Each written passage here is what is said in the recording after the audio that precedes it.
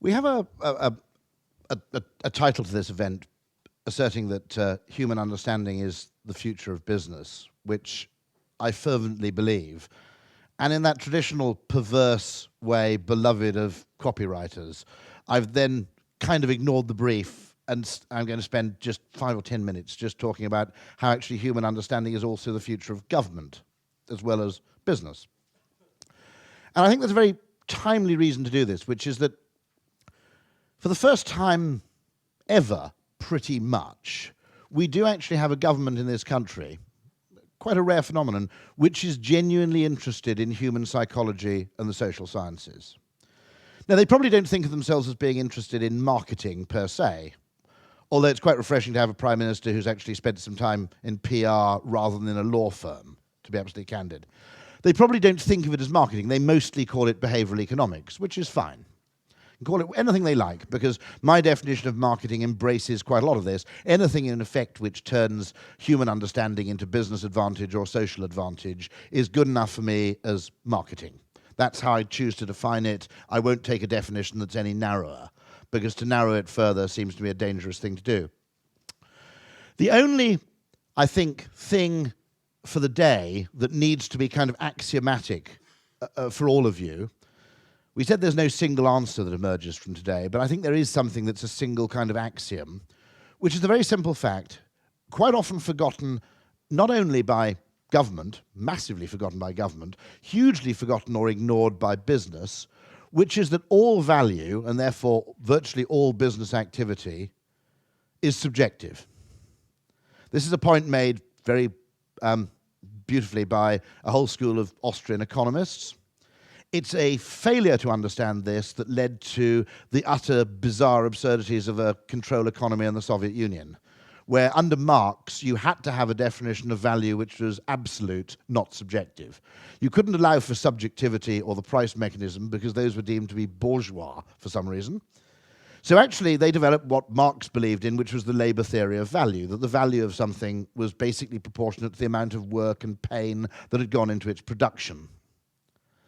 Completely bizarre approach, really, which led to extraordinary distortions. Those of you who want to know more, I can recommend a fantastic book by Francis Spufford called Red Plenty, which is a novel, to some extent a romance, set in a control economy. Sounds not very promising, to be absolutely candid, but if you're into this kind of stuff, it is absolutely fascinating. The struggle, effectively, of mathematicians, of scientists, to try and efficiently direct activity without the guiding force of a price mechanism. Now, the reason I say we've got to remind ourselves of this is we're kind of capitalists in the room, I guess, most of you, unless there are any Marxists here who want to disagree. I'm totally cool. And I think Marxist marketing would be an interesting discipline to develop. But what we all forget is the degree of subjectivity, and actually I'll go even further than saying subjective, the degree of whimsicality that goes into what people are prepared to pay for. Whole vast business edifices, profitable, very profitable, successful edifices, rest on not much more than human whim.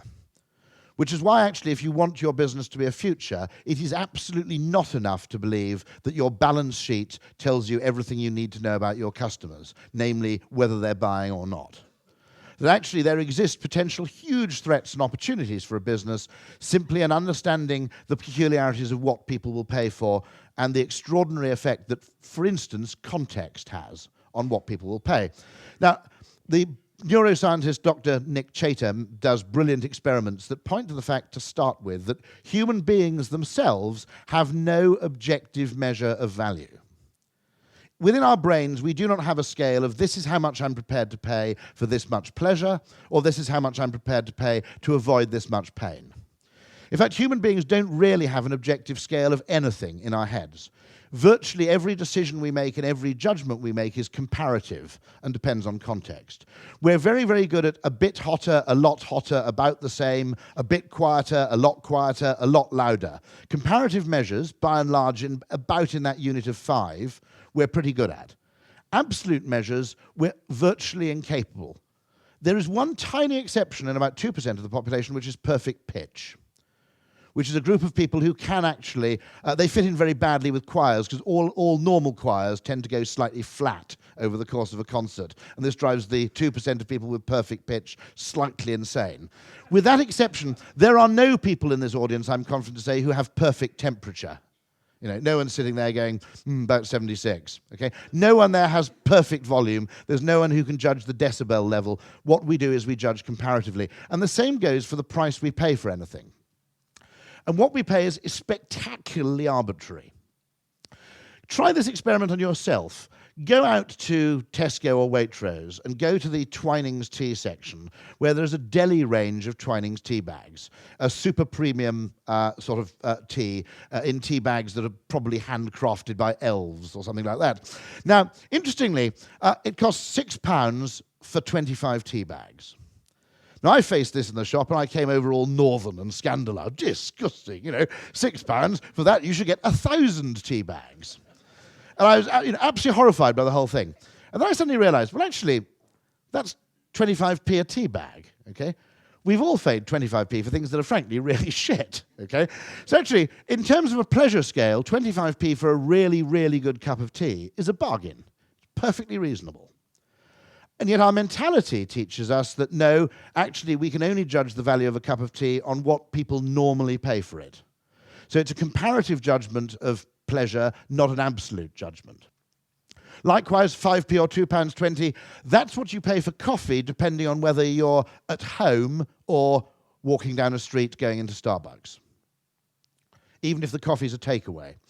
Interestingly, how you compare things, those tea bags seem scandalously expensive. Brilliantly, anybody here got an espresso machine? Fabulously, because the coffee comes in individual pods, your unit of comparison there is not Nescafe.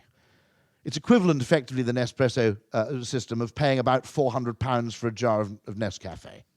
But because it comes in individual pods which do not allow for ready comparison with jars of instant coffee, actually, we're prepared to pay 26p. Why? Because suddenly our point of comparison, our frame of reference, is Starbucks and not Nescafe. So the human value system is completely comparative, it is spectacularly arbitrary, and in fact it's very, very, what scientists would call very, very silly. A few examples of total subjectivity. There is no measure of what's good or bad. 20 years ago, people paid a premium for cheese that had the rind removed, and then 20 years later they paid a premium for cheese that had the rind left on. Where I come from in rural Monmouthshire in the 19th century, agricultural workers went on strike, and one of their demands was that they not be expected to eat salmon more than 3 times a week. One of the strongest human biases, which is completely wacko, is simply scarcity bias. We tend to value things that are rare and therefore expensive very, very highly, for example, gold, and we often value things which are cheap and extremely useful at a very, very low level. This has catastrophic environmental effects, and it has absolutely nothing to do with marketing. It's an innate human bias. What we can do to understand these things, in fact, one justification of marketing I occasionally make is that the human value system, that when it comes fresh out of the box, is so badly distorted to begin with that anything we do to tinker with it is probably going to be doing more good than harm. But I don't always cite that argument. What is absolutely vital is understanding that nearly all value in any shape or form, and I'll talk about this at the very end of the day, is highly subjective. But most of us, even in marketing, tend to think there's a kind of real value to stuff, and then marketing adds a little bit of fairy dust, a little bit of 5% to make it a bit more valuable still. And we tend to think that actually there's an intrinsic value to stuff, which is kind of the cost of producing it, and then there's kind of the subjective value, which is a bit dodgy, but that's the bit we do. No, it's all subjective, folks. Now, the second vital thing, which came as a surprise to me in human psychology, is this, which is from Donella Meadows, the late Donella Meadows, who's a fantastic environmentalist and complex systems thinker. We also, I think, we tend to think of added value as the small thing and intrinsic value as the big thing, and that marketing tinkers on the edges. What she claims is that in systems thinking, this is in increasing order of power.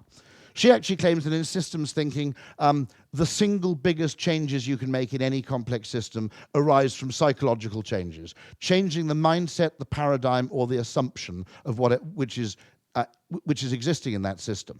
This comes from one of the most advanced sort of systems engineers and thinkers of the last 50 years. That fascinated me because I think marketing tends to take a fairly diffident and apologetic role, saying, well, when you finish deciding the really big things, come to us and we can tinker around the edges.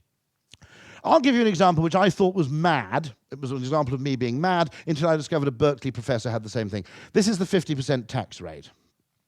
It's a very, very high tax rate, and those of you who have to pay it won't like paying it. My contention was it's perfectly possible to change the paradigm of tax using marketing thinking so that paying tax actually becomes an honor rather than a punishment. Conventional marketers have already done this rather well. After all, that is a very, very high rate of tax. It's a brilliant way of separating rich people from large amounts of their money. But then again, so is organic food. A fantastic way. If you think about it, capitalism is one of the miracles of capitalism is it's far more redistributive than government usually is. Brilliant way of getting slightly credulous middle-class housewives to pay extra for food that looks funny. I have to say, work of genius. This is a brilliant case of a higher rate of tax as well, badging on cars. By and large, the rich are much more status conscious than the poor, therefore milk them for that. And of course, an airline, frankly, a jet airliner is practically redistribution of wealth in motion. In that the fat people at the front are basically, who are off to have a dismal 3-day conference, are paying for the 200 students at the back to have a 2-week holiday at our expense. In fact, frankly, airlines are actually so left-wing, I'm not sure, I'm comfortable with them. So my contention is, why don't we use the same understanding of marketing to rebadge and rebrand paying a higher rate of tax? Now, I drove the people at Number 10 crazy with the suggestion. I still believe it seriously. If you're paying 50% tax, you should be allowed to drive in the bus lane. If you just added a small number of times, it would make them much more, I call them jag lanes, it's a lot more aspirational for a start. And it is a bit strange to actually reserve a lane for a mode of transport taken by the people with the lowest sense of urgency in the population. I must say, I find that strange as it exists at the moment. But what you see is that everything about taxation, the fact that you get nothing back, suggests that it's punitive, that the reason you're being taxed at 50% is to punish you for your wealth. Add just very small degrees of reward, you can change the paradigm. You can actually show that society respects you for this. The cost of doing this is literally trivial. A few more examples. This is changing the paradigm of hospital waiting lists. They've already done it with the Underground. Somebody worked out that the problem is not the wait for the train, it's the uncertainty. The single best thing the London Underground did in terms of pounds spent, in terms of achieving customer satisfaction per pound spent, was the dot matrix display boards. More effect than newer trains, more frequent trains, more punctual trains was actually better information. Is there something about, if you think about it, a waiting list for a car is proof of the desirability of the car. A waiting list for an operation is proof of the incompetence of the National Health Service. Why does it work this way? A lesson from marketing would be saying, no, you can have the operation tomorrow, but it'll be the student doing it. On the other hand, if you wait 6 weeks, you'll get the consultant. I think you could rebrand waiting fairly comfortably. Another thing government needs to learn from marketing is the value of crap choice. That actually people don't want vast swathes of choice. They just want to be able to make small choices which respect their subjectivity as a human being. The success of wine as a drink and the success of bottled water in restaurants is almost entirely down to the fact that there are two kinds of it. So you can serve nothing but wine at a party and just say to people, red or white, as they come in, okay? And you've done your duty by offering them choice. A waiter who says still or sparkling is basically saying, you're going to buy some water, you bastard. It's just down to which kind. It's much, much harder to say no to still or sparkling than it is to the question, which is, would you like to pay £4 for something that comes out of a tap? Similarly, tea or coffee. These are actually almost limiting. Red or wine is almost a kind of fascist choice. It says, don't get any fancy ideas about whiskey now, mate, will you? Okay? But people seem to value small amounts of choice, and actually there seems to be some component of choice. Government needs to learn this, that actually allowing people to choose around trivial things will actually change the fundamental nature of the relationship. Finally, the degree of participation. This is a lesson that government can learn as well, which is just allowing people, again, some degree of control over what happens. The problem with financial services is that you either don't have a pension, or you give a pension provider hundreds of thousands of pounds, which disappears into a vast maw and disappears completely beyond your control. What fascinates me is I've had no inclination to save in my entire life until I discovered Zopa, which is a peer-to-peer lending mechanism. Now, it gets people for you to lend to. The typical return is about 8 or 9%. Most of the people are pre-vetted, and you get to choose, to a small degree, the degree to which they might pose a credit risk but offer you a higher rate of return, or they don't pose a credit risk and they offer you a lower rate of return. Now, most of the decision-making is taken care of for you. They don't allow you to actually, lend to crack dealers or crystal meth addicts or people who will be hopeless, but you do get a small amount of control. You'll see later on in the day the value that gaming might have in understanding marketing and brands. This is an example of it, where a small degree of involvement, this is where government has arguably failed. That small degree of choice matters a huge amount to people's perception of any experience. This is another one, which is Kiva, which is the peer-to-peer lending network, a charitable network, where, unlike most charities, you actually choose who you lend the money to. You also have collective groups who do the lending who compete to be more generous. So a group of atheists and agnostics were driven insane by the assertion that Christians were obviously more generous than they were. And so the atheists and agnostics are always keen every single month to lend more than the Christians do. Understanding that competitiveness, a degree of gaming, actually plays a role in really major things. I control a small group of spectator readers. You can see our slogan there, we loan because we're too right-wing to give.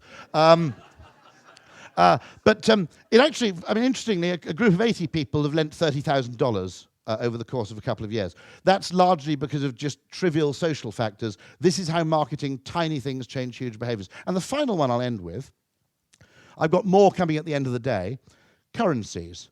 One of the things that Boots found with the Advantage card is that people prefer double advantage points, which equates to about an 8% cashback reward in points. They much prefer that to actually having a 10 or even 15% discount on the product. And the reason is that actually our brains do not operate actually to some extent with internal sweetie jars of budgeting. We budget for things in separate units. And what people like about a points scheme like that is it allows you to transfer money from your everyday spend to build up a pool of points or currencies towards luxuries and other things. What we have in marketing here is we're dabbling at the very, very foreshore of parallel currencies. My contention to government is there's learning here which could be absolutely massive in terms of actually reinventing the way in which government works. So should people have, an education currency, a health currency?